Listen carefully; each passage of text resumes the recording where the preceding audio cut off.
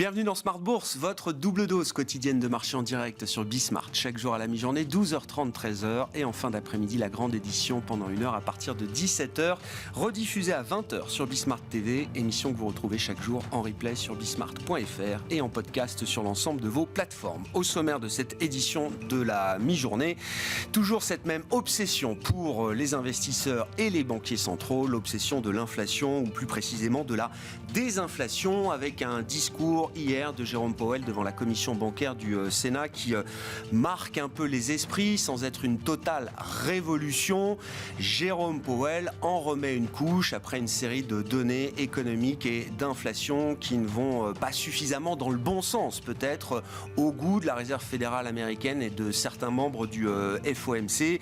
Un discours qui révèle peut-être une forme d'impatience, d'autant que Jérôme Powell relance lui-même la question du pas des hausses de taux et de la prochaine hausse de taux, évoquant la possibilité d'une hausse de taux qui serait remontée à 50 points de base pour le prochain meeting des 21 et 22 mars. Le marché se réajuste à nouveau à cette trajectoire modifiée peut-être de la politique monétaire américaine.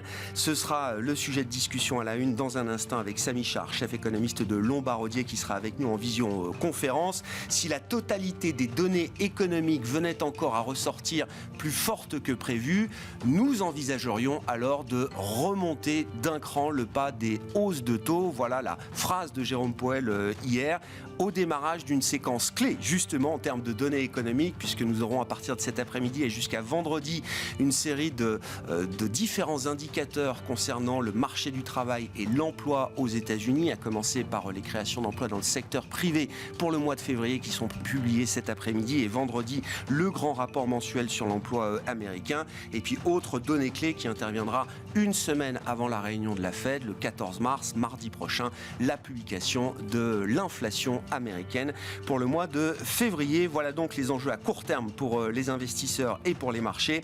Et puis nous prendrons un peu de recul sur l'année 2022 et ces dividendes mondiaux qui ont atteint des niveaux records.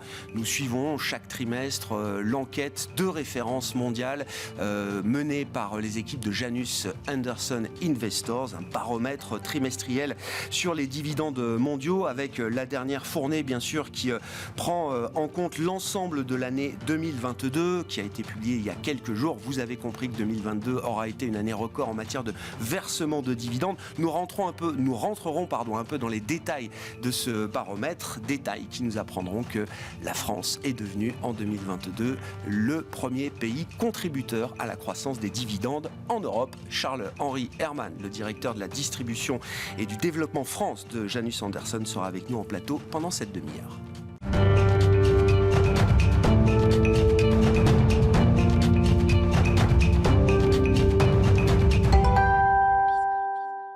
Mais d'abord, obsession désinflation, un thème qui reste pour l'instant à la une, et c'est Samy Char qui est avec nous en visioconférence, je le disais, chef économiste de Lombardier. Bonjour et bienvenue Samy. Merci beaucoup d'être avec nous. Commençons par la partie américaine, au lendemain du témoignage semi-annuel de Jérôme Powell devant la commission bancaire du Sénat, avec un discours alors, qui est loin d'être une totale révolution au regard de ce que la Fed a déjà engagé en matière de restrictions monétaires, mais qui montre peut-être qu'il y a encore un certain inconfort, peut-être une forme d'impatience également au sein du FOMC qui se réunira les 21 et 22 mars prochains, Samy. Oui, un doute surtout. Jérôme Powell a toujours été très constant et il a un cadre analytique assez simple qu'il expose à chaque fois. Si la désinflation va dans le bon sens, eh bien, on peut réduire les hausses de taux de 75 à 50 à 25 en points de base, avec un taux terminal qui peut ne pas être trop élevé. Si au contraire, les données ne vont pas dans la bonne direction, eh bien, on sera plus agressif. Il a toujours tenu ce discours. Les choses allaient très bien jusqu'à décembre, avec un narratif de désinflation qui était très marqué, et donc ce qui permettait à Jérôme Powell d'être un peu plus dans le confort. Et puis évidemment, les données de janvier sont venues remettre en cause un petit peu ce narratif de désinflation rapide. Et donc, bien sûr, c'est venu comme un doute et il a exprimé ce doute quant à ces données. Et du coup, on est dans l'expression la plus extrême de la dépendance à la donnée. C'est quand les banquiers centraux nous disent qu'ils regardent les données, c'est pour se faire un sentiment de où vont les économies sur plusieurs mois. Là, Grégoire, vous l'avez très bien dit, on a une dépendance à 3 données sur 5 jours. Les ouvertures de postes aujourd'hui, les créations d'emplois vendredi et l'inflation mardi. Et ces 3 rapports vont déterminer si la Banque centrale américaine va monter ses taux de 25 ou 50 points de base et si elle atteindra un taux terminal de 5,5 ou peut-être au-dessus de 6. Donc on est vraiment dans cette dépendance à la donnée et espérons que le narratif de désinflation soit maintenu. Qu'est-ce qu'on peut attendre de ces données Du coup, Samy, je sais que l'exercice de la prévision à très court terme est particulièrement difficile aujourd'hui. Quand on essaye de croiser différents indicateurs, qu'est-ce qu'on peut attendre des données d'emploi et des différentes enquêtes qui seront publiées dans les prochains jours? Qu'est-ce qu'on peut attendre du prochain rapport sur l'inflation aux États-Unis, Samy? Alors, je suis très à l'aise avec l'idée d'avoir l'air de passer pour un idiot juste dans quelques heures avant le premier rapport sur les chiffres de l'emploi américain, mais je dirais que aujourd'hui, lorsqu'on regarde le faisceau d'indicateurs, on est quand même dans une économie qui sous-performe, aux États-Unis comme en Europe. Bien sûr, le consommateur a montré des signes de bonne santé en janvier, mais lorsqu'on regarde le commerce, l'immobilier, le secteur manufacturier et bien sûr les conditions de crédit qui déterminent la croissance des prêts dans une économie, on a quand même des poches de faiblesse assez substantielles, je trouve, dans cette économie américaine et aussi d'ailleurs dans certaines parties de l'économie européenne. Donc on a des économies qui sous-performent leur potentiel, donc les marchés de l'emploi devraient se relâcher un petit peu, espérons que ce sera visible dès cet après-midi ou vendredi, mais enfin on est quand même dans un narratif d'une économie qui sous-performe et donc qui devrait détendre un petit peu les marchés de l'emploi et la croissance salariale et valider l'histoire de désinflation. Donc on pense que effectivement on devrait avoir des données qui remettent un petit peu en cause la vigueur qu'on a pu connaître en janvier, mais évidemment le degré de confiance par rapport à ce scénario-là est quand même limité et donc on va faire ce qu'en feront également les banquiers centraux. Si les données dont on vient de discuter sont publiées assez hautes, eh bien il faudra réviser. Mais on va quand même compter sur une surprise à la baisse, une détente du marché de l'emploi, ce qui validerait quand même encore le scénario de désinflation. Voilà ce à quoi on s'attend pour les 2-3 prochains jours. Est-ce qu'on est à un moment clé? Je sais qu'on en a déjà parlé avec vous, Samy et d'autres de vos confrères et consoeurs. Est-ce que 12 mois après la première hausse de taux de la Réserve fédérale américaine, c'était mars 2022 si ma mémoire est bonne, est-ce qu'on est à un moment clé? Il faut s'interroger sur la transmission de la politique monétaire. Est-ce qu'il y a un sujet de faiblesse de la transmission de la politique monétaire aux États-Unis et peut-être même encore plus en zone euro, hein? C'est une question qui rejaillit également pour la Banque centrale européenne. Ou est-ce qu'on est encore dans un délai normal, historique, de la transmission de la politique monétaire sur la demande, qui est quand même le point clé pour la hausse des taux aux États-Unis notamment? Oui, je serais plutôt dans ce camp-là. Je pense qu'il faut un peu plus de temps pour que cette politique monétaire atteigne son plein impact sur l'économie. Mais d'un autre côté, c'est vrai qu'en ce qui concerne l'économie américaine, elle est moins bancarisée que l'économie européenne. On est dans un environnement quand même toujours d'excès d'épargne. Donc par rapport à l'effet de lag traditionnel entre le resserrement monétaire et l'impact économique, on est dans un environnement où quand même il y a des facteurs compensatoires. Donc on pense toujours que les hausses de taux ont un impact significatif sur l'économie, mais effectivement ça prend du temps. Et puis il y a quand même quelques éléments différenciants, encore une fois, cet excès d'épargne qui permet de peut-être de mieux digérer ces hausses de taux. In fine, on a quand même des économies qui sous-performent aujourd'hui. On ne peut pas dire que l'économie européenne est une croissance très au-dessus des 1%, bien au contraire, hein, le PIB européen le montre. De la même manière, aux États-Unis, le premier trimestre de 2023 commence bien, mais le dernier trimestre 2022, on a eu une croissance à 0,9, donc quand même significativement en dessous du potentiel. Donc je pense que l'histoire d'une croissance sous-optimale avec détente des marchés de l'emploi et des inflations, cette histoire est toujours valide, mais il faut être un petit peu patient. Elle mettra du temps à se déboucler et on sent effectivement, comme vous l'avez dit, une certaine impatience des banques centrales et qui vont peut-être pas laisser le temps à cette désinflation de se réaliser. Et donc on pourrait atteindre quand même des taux terminaux plus élevés que ce qui a été communiqué jusqu'à maintenant. espérons que les données aillent dans le bon sens. Ouais, une impatience qu'on retrouve peut-être de manière exacerbée encore en Europe, du point de vue de la Banque Centrale Européenne. Alors je notais, il y a des bonnes nouvelles. Une des bonnes nouvelles, c'est de voir les anticipations d'inflation des ménages qui se modèrent sur le mois de janvier. L'enquête BCE a été publiée hier, je crois.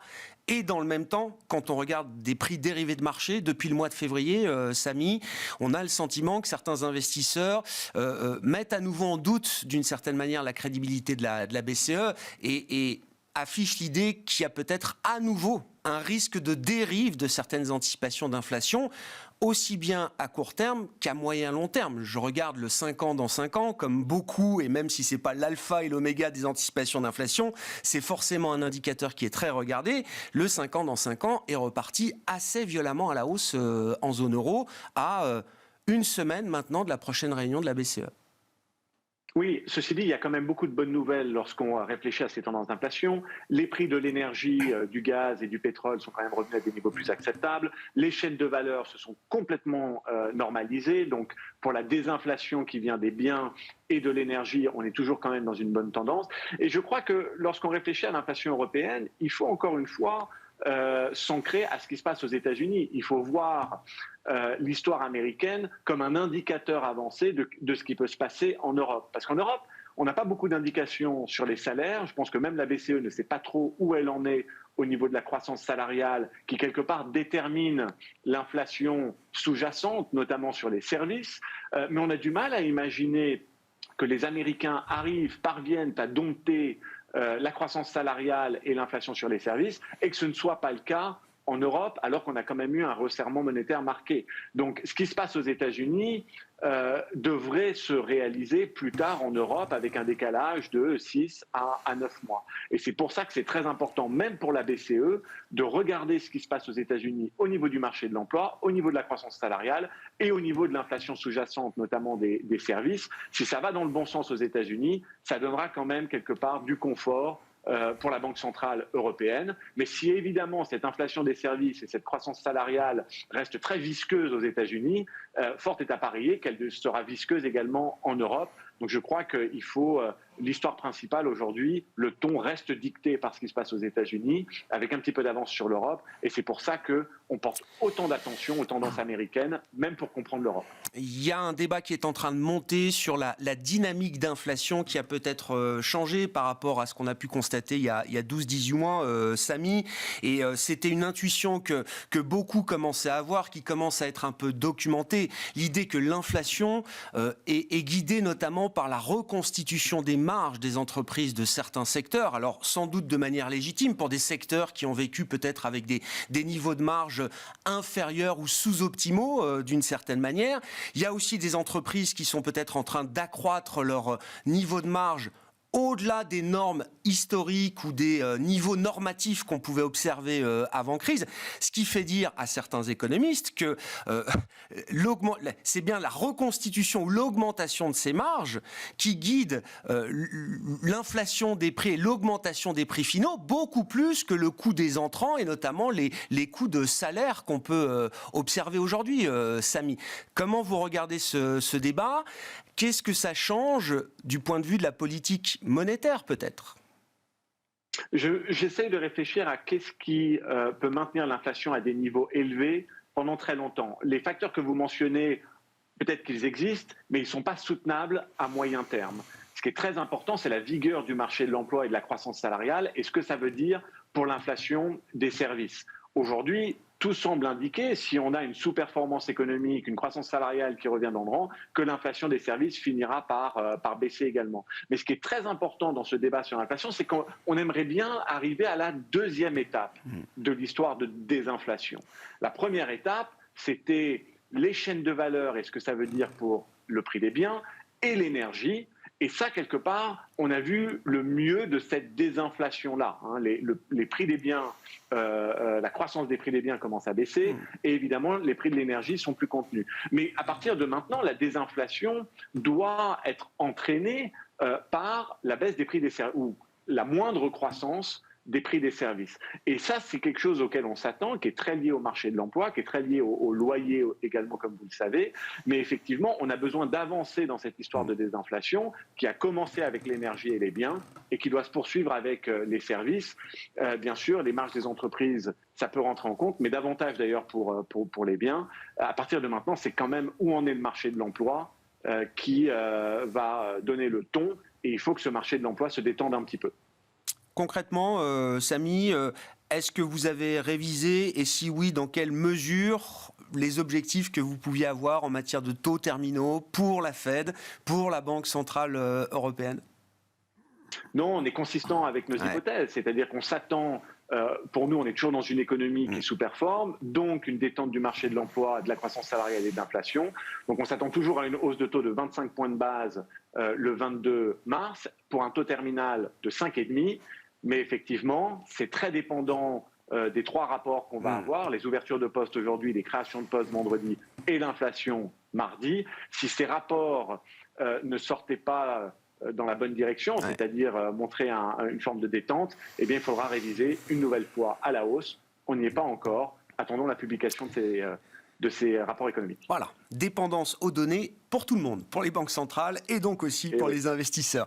Merci beaucoup Samy. Samy Charr, chef économiste de Lombardier, qui est avec nous en visioconférence dans cette demi-heure d'émission.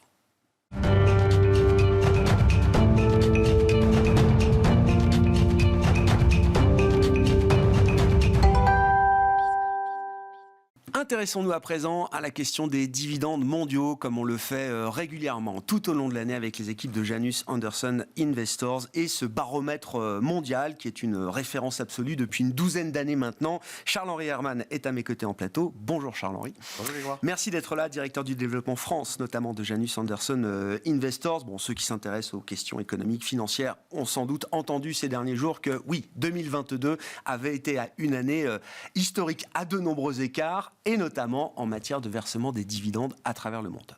Oui, tout à fait. Alors cette étude sur ce trimestre, elle a une double portée. Elle a d'abord la portée sur le quatrième trimestre. On va regarder un petit peu ce qui s'est passé juste par rapport au quatrième trimestre de l'année 2021, mais aussi au niveau annuel. Voilà, c'est le moment de faire un bilan annuel. On aime bien les bilans annuels et ça permet de donner aussi de beaux chiffres et donc un certain nombre de records, comme vous l'avez dit, qui ont été battus cette année. Alors, elle a été exceptionnelle cette année 2022 à différents égards. D'une part, par le montant global versé des dividendes, mais aussi parce que c'est une année un petit peu atypique, notamment au niveau des secteurs qui ont eu un impact beaucoup plus important que l'aspect régional au niveau des dividendes. Et on a vu des tendances qui étaient assez inédites. Alors juste pour démarrer, peut-être quelques chiffres. La croissance globale des dividendes sur l'année 2022, c'est 8,4%. Maintenant, si on retire l'impact de l'effet de change, donc de la hausse du dollar par rapport à l'euro, et aussi des versements extraordinaires, on arrive à une croissance sous-jacente qui atteint 13,9%. Donc c'est une croissance extrêmement importante. Ça nous amène donc à un montant record de 1 560 milliards de dollars versés, qui sont conformes d'ailleurs à nos dernières anticipations que nous avions données au trimestre dernier. 88% des sociétés de notre indice ont augmenté leurs dividendes et on voit effectivement un vrai impact au niveau sectoriel. Si on regarde maintenant au niveau du trimestre, du quatrième trimestre 2022, on voit une croissance légèrement inférieure, donc une croissance de 2,9% sur le trimestre au niveau global et en sous-jacent de 7,8%. Alors ces chiffres sont un petit peu moins importants, mais il faut prendre ça avec précaution parce que, souvenez-vous, le quatrième trimestre 2021, c'était le redémarrage post-pandémique. Oui, bien sûr. Voilà, donc les chiffres étaient importants. Donc c'est aussi pour ça qu'on peut retrouver des chiffres un petit peu plus faibles sur ce trimestre, mais on voit quelques signes de ralentissement. On les évoquera tout à l'heure. Oui, on parlera des perspectives, mais ça laisse augurer l'idée d'une normalisation quand même de la croissance des dividendes à l'avenir. Tout à fait. D'accord. Et notre indice se situe aujourd'hui à 214,9 et reprend justement sur une tendance normale d'évolution dans le temps. Vous le disiez, alors c'est sectoriellement sans doute que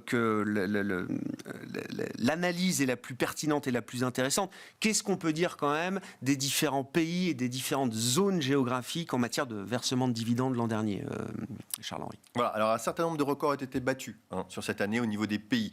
On note plus de 12 pays qui ont enregistré des dividendes records. Donc on parlera des États-Unis, du Canada, du Brésil, de la Chine. Tous ces pays sont en dollars. Maintenant, si on retraite l'effet dollar, on va regarder d'autres pays. Et là, on note aussi un certain nombre de pays qui ont battu leurs records dans leurs devises de base. Donc par exemple la France, l'Allemagne, le Japon et l'Australie. À l'échelle régionale, il y a 3 grandes régions qui sortent leur épingle du jeu. Ce sont les pays émergents, l'Asie hors Japon et l'Europe, qui à eux seuls ont connu plus de 20%. Donc chacun plus de 20% de croissance. À l'inverse, on note que la croissance américaine a été moins élevée. Les raisons sont assez simples en fait, c'est que d'abord les États-Unis sont moins exposés aux grandes tendances sectorielles que l'on a vues en 2022, et d'autre part parce qu'ils avaient beaucoup mieux résisté aussi pendant la crise du Covid et pendant la pandémie. Maintenant, voilà, encore une fois, les régions, il faut les prendre avec des pincettes. Ce qu'il faut regarder, c'est vraiment les tendances sectorielles qui expliquent bien davantage ce qui s'est passé sur cette année 2022. Et de ce point de vue-là, ça a été une année incroyable avec un bouleversement total de la hiérarchie sectorielle en matière de versement de dividendes, Charles-Henri.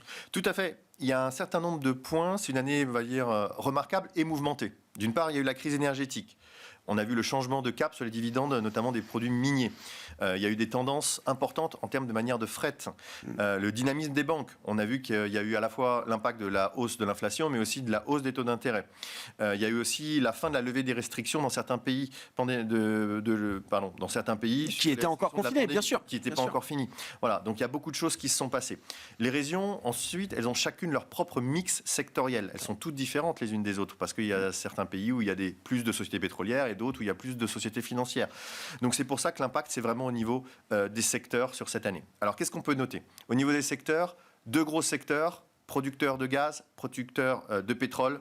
Évidemment, ça a été les gros contributeurs. On note plus de 70% de hausse sur ces secteurs. On notera par exemple la société Petrobras au Brésil, donc forcément ça tire le Brésil vers le haut au niveau de la contribution. Un autre secteur très important, c'est le secteur de la finance. Ça concerne plutôt l'Europe, le Royaume-Uni et les États-Unis. Évidemment, ils ont été portés par une reprise qui a été initiée en 2021 et qui s'est continuée. Ces 3 on va dire, grands secteurs représentent la moitié de la hausse des dividendes. 25% pour la finance, 25% pour le secteur pétrolier et le secteur minier. Si on descend un petit peu sur les contributeurs, on notera le transport. Ils ont bénéficié du hausse des prix du fret. On pourra aussi noter les technologies qui ont augmenté d'environ 12%. Il y a le luxe, l'automobile, on en parle beaucoup. Explosion de la demande, explosion des prix, des matières, donc des voitures et des prix. Donc ça a permis d'avoir de très bons résultats. Et enfin, si on regarde un petit peu du point de vue négatif, il y a le secteur minier. Le secteur minier avait connu en 2021 une explosion des dividendes. Forcément, ils n'ont pas pu maintenir ça. Et on en avait parlé en début d'année, à savoir ce que ça allait faire. Et il y a une diminution au niveau du secteur minier qui est due à la baisse, évidemment, du prix des matières premières. De ce point de vue-là aussi, la France apparaît comme un sweet spot. C'est un peu le mantra que j'affiche tous les jours dans cette émission depuis mars 2020. Le CAC 40 est un indice leader parmi les indices boursiers dans le monde, surperforme même le Nasdaq après 15 ans de sous-performance. Ça fait 3 ans que ça dure, c'est assez inédit là aussi dans l'histoire. Donc je ne suis pas tellement surpris de retrouver la France justement sur la première marche du podium. Vous avez parlé du luxe, vous avez parlé des secteurs pétrolier, on a des sociétés pétrolières cotées évidemment au sein du CAC, vous avez parlé du secteur financier, on a souvent pâti justement du poids du secteur bancaire dans nos indices qui aujourd'hui devient un secteur fort ou en tout cas beaucoup plus dynamique, et donc la France est aussi numéro 1 en matière de versement de dividendes en Europe. Tout à fait, c'est le pays qui a le plus contribué en Europe. Alors quelques chiffres, la France c'est 60 milliards d'euros de dividendes versés sur l'année 2022. Ce montant, il dépasse de 4,6% le record qui avait été atteint en 2019, juste avant la pandémie. Donc on voit une hausse assez importante. Les sociétés françaises représentent 30% de la hausse des dividendes européens sur l'année 2022. 95% des sociétés françaises ont maintenu ou augmenté leurs dividendes sur cette année 2022. Alors, là, on parle de montants. Maintenant, on va parler effectivement de secteurs. À quoi sont dus ces montants records ? D'une part, la hausse au niveau des distributions de dividendes au niveau du secteur du luxe. LVMH, on a vu une hausse de plus de 70% de la hausse du dividende chez LVMH. LVMH devient le 2e payeur de dividendes en France, derrière Total Energy, société pétrolière. Vous l'avez mentionné tout à l'heure, on a des belles sociétés pétrolières en France aussi. Une autre société qui a bien contribué, c'est Michelin, dans le secteur automobile, avec l'augmentation évidemment de la vente des voitures et la bonne tenue des sociétés automobiles. Michelin en a bénéficié. Et enfin, on dira aussi Airbus qui a repris ses dividendes, qui avaient été stoppés pendant la pandémie et qui a repris le paiement de ses dividendes.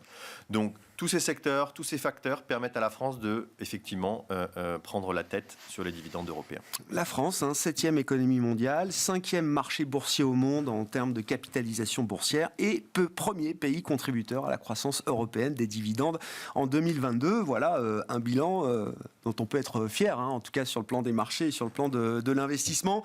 Qu'est-ce qu'on a en tête à ce stade quand on réfléchit aux perspectives 2023 ? On parle toujours de croissance des dividendes, mais une croissance plus normale, Charles-Henri ? Oui, on va parler d'une croissance un petit peu plus normale. Alors, comme on l'a évoqué, ce petit ralentissement qu'on a vécu au 4e trimestre, il est à prendre avec précaution. Pourquoi ? Parce qu'on compare à un trimestre qui avait été très fort en 2021, au 4e trimestre. Néanmoins, on voit quelques signes. Les signes, c'est d'une part la hausse des taux d'intérêt qui va avoir un impact, et on le voit que ça commence à peser notamment aux États-Unis, qui eux ont été moins impactés par le reste, et on voit une baisse de la croissance au niveau des États-Unis du fait de cet impact de la hausse des taux d'intérêt. On prévoit une croissance donc plus lente, d'environ 2,3%. Pour l'année 2023. Et on tape sur 1600 milliards de dividendes payés pour l'année 2023 en termes de montant. Alors pourquoi ? Parce que les perspectives sont assez incertaines. D'une part, l'inflation. On ne connaît pas encore exactement l'ampleur de l'inflation à venir. C'est tout. On vient d'en discuter. Oui. L'économiste de Lombardi. C'est une discussion permanente. Nettement plus compétent que moi pour vous en parler, donc je laisserai ce débat pour lui. Aux économistes. Aux économistes, exactement. Mais qui dit inflation dit hausse des taux. On ne connaît pas non plus le degré de la hausse des taux d'intérêt à venir. On a aussi les risques géopolitiques. Voilà, donc toutes ces incertitudes vont forcément peser, à notre sens, sur les bénéfices et sur les flux de trésorerie des entreprises qui vont être un petit peu plus sous pression. On a un autre exemple, le secteur de l'énergie. Pour faire un parallèle par rapport au secteur minier en 2021. Est-ce que le secteur de l'énergie va être capable de maintenir des dividendes en 2023 comme ils ont été en 2022 ? C'est pas certain, on l'avait vu sur le secteur minier, ça avait baissé en 2022 par rapport à 2021. Donc ça, c'est une autre question. Ça, c'est le côté un petit peu incertitude. Dans le côté certitude et dans les points positifs, la réouverture de la Chine, notamment post-Covid et évidemment plus de restrictions en Chine, va permettre de booster un petit peu la croissance économique. Ça devrait être un signe positif. Et un secteur qui devrait bénéficier en revanche de la hausse des taux, c'est le secteur financier et les banques qui devraient avoir potentiellement de meilleurs résultats. On regarde cette incertitude, parce qu'il y a un risque quand même à un moment de voir les marges peut-être se contracter un peu, les bénéfices stagner, voire reculer dans différents secteurs pour certaines entreprises. Ça pose la question de l'élasticité des dividendes par rapport à une évolution possiblement négative d'ailleurs des bénéfices des entreprises. Tout à fait. Alors un point important, c'est que les dividendes sont beaucoup moins volatiles que les résultats des entreprises. Comprends. Parce qu'elles sont prévues à l'avance. Voilà. Comprends. Donc effectivement, la hausse des taux d'intérêt va avoir un impact qui est logique. Si une entreprise veut investir, elle va avoir besoin d'emprunter, elle va emprunter plus cher et donc elle va peut-être verser moins de dividendes. Donc c'est comme ça que nous prenons en compte. Il y a une inertie quand même. Il y a une inertie. Avec des entreprises qui s'engagent et qui offrent de la visibilité à travers les versements de dividendes. Voilà. Mais si vous regardez l'évolution de notre indice sur 12 ans, vous voyez que sa volatilité est nettement moins importante que les performances de marché des entreprises et donc des bénéfices des entreprises. Merci beaucoup Charles-Henri, merci pour cette big picture des dividendes mondiaux et les détails concernant notamment la France, bien placé de ce point de vue-là. Charles-Henri Herrmann, le directeur du développement France, notamment de Janus Henderson Investors, qui est avec nous en plateau pour cette édition finale de l'année 2022. C'est un baromètre trimestriel qui est mené depuis plus de 12 ans maintenant par la société Janus Henderson. Merci à vous Charles-Henri. Voilà pour cette édition de la mi-journée de Smart Bourse. Nous nous retrouvons bien sûr à 17h en direct sur Bismart.